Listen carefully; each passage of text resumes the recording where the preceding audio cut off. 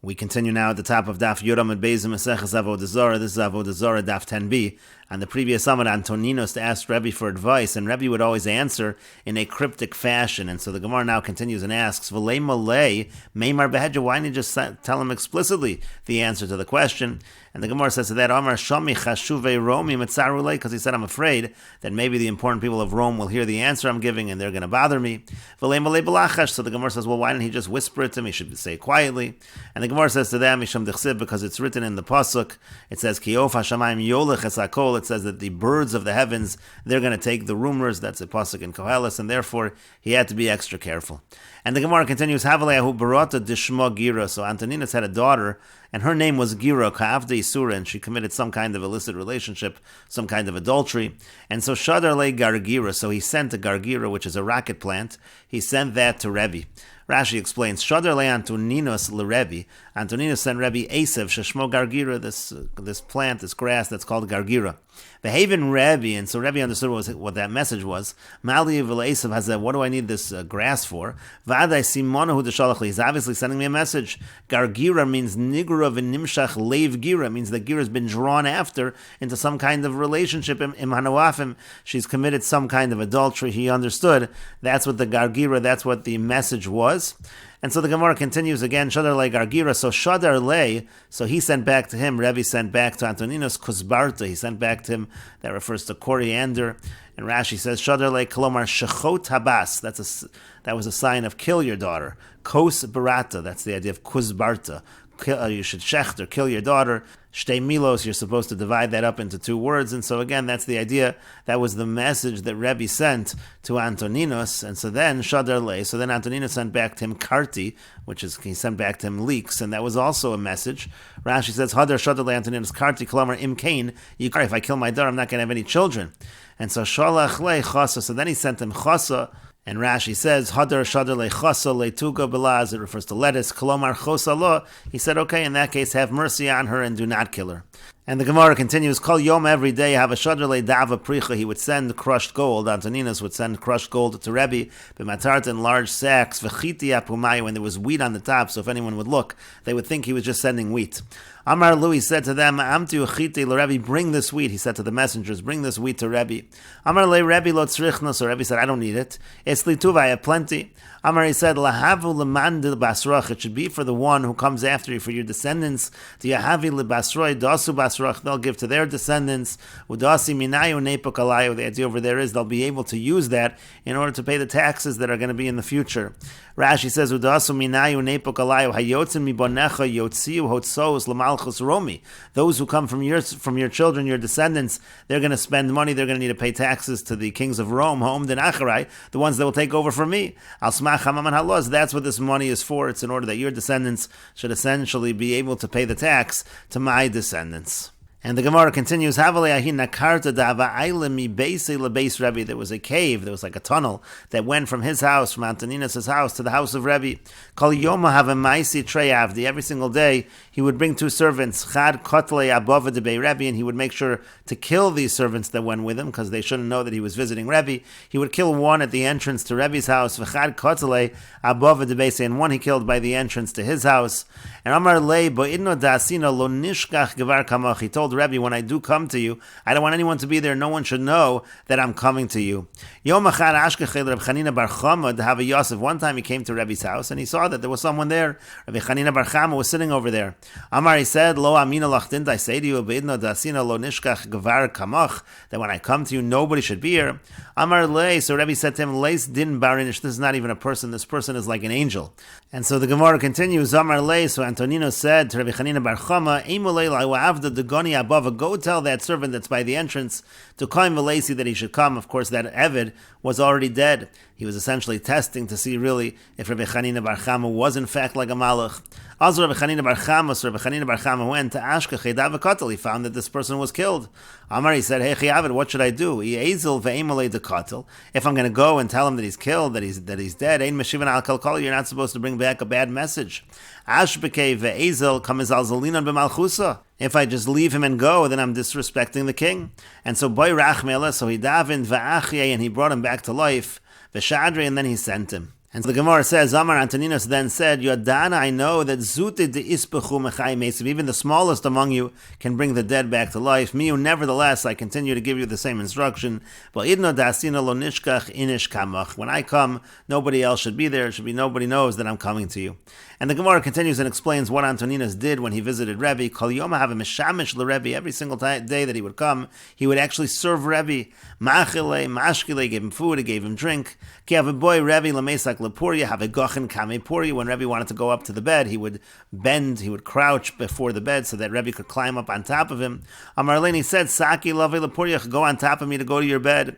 Amar, so Rebbe said, it's not proper to disrespect the king this much. Amar, he said, I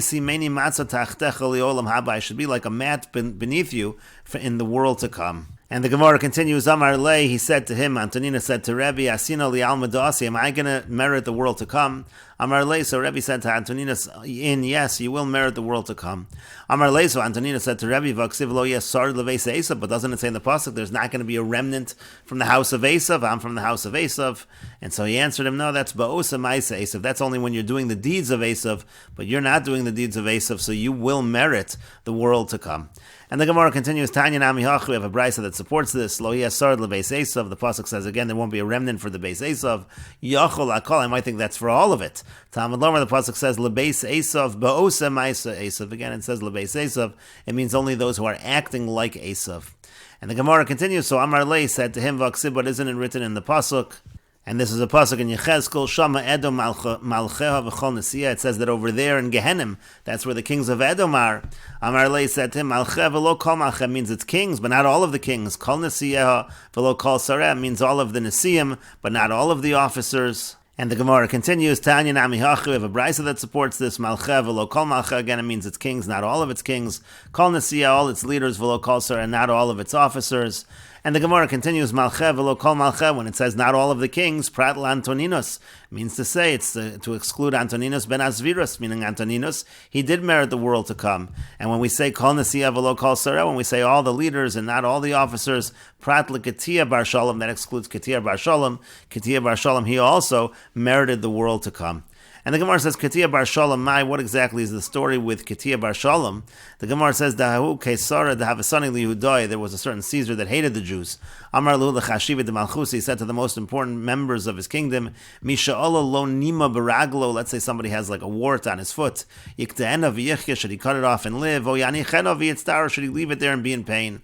Amar Lo, they said to him, Yikte'ena v'yichya, he should cut it off and he should live. And so the idea over here was, just like a person would cut off a sore, something that's bothering him, so too, he should kill the Jewish people. So Amar Lahu Ketia bar Shalom, so Ketia bar Shalom, he said to them, Chada de lo yecholtalu. He said, first of all, you're not going to be able, de lo yecholtalu l'kulu, you're not going to be able to kill all of them. T'chsiv, as it's written, Ki karba ruchos hashamayim, peirasti eschem, that I spread you on the four corners of the heavens. My kamar, what exactly is this pasuk saying? Ilema divadrasun bedal ruchos, if it simply means that I've spread you, the Jewish people, all over the world, in all four directions, hai ke'arba ruchos, it shouldn't say ke'arba ruchos, le'arba ruchos miboile, it should say to the four directions. Alakashem she'efshal liolam below ruchos, rather what the pasuk means as follows, just like it's impossible for the world to exist without the wind, kachi efshal liolam below Yisrael, it's impossible for the world to exist without the Jewish people, meaning to say you're not going to be able to destroy all of them. V'yonin, furthermore, karulach malchusa katia, they're going to call you a kingdom that kills out, that commits this crime. And the Gemara continues, Amar Lei, so the emperor said to Ketia bar Shalom, Meimer Shaper Koyamin, what you're saying is good, you're making good arguments.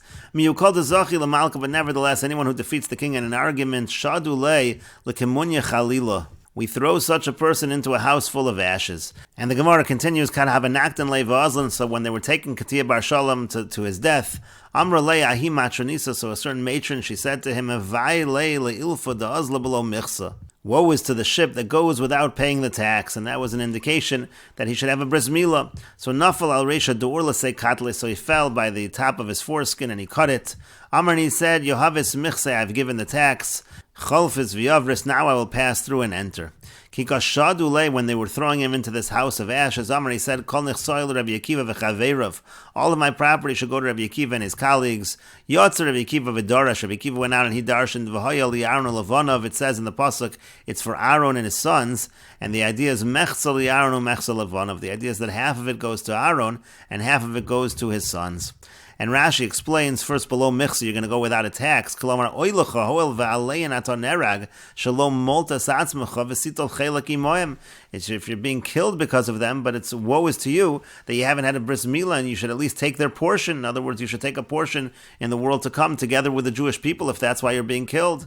Pasuk says, "V'haisa li'Aaron u'levana b'lechem aponim ksiv." It says by the lechem aponim, it's split between Aaron and his sons. The Kohen notel mechsa kedamrim v'seiduyim. We say over there that the Kohen Gadol takes half.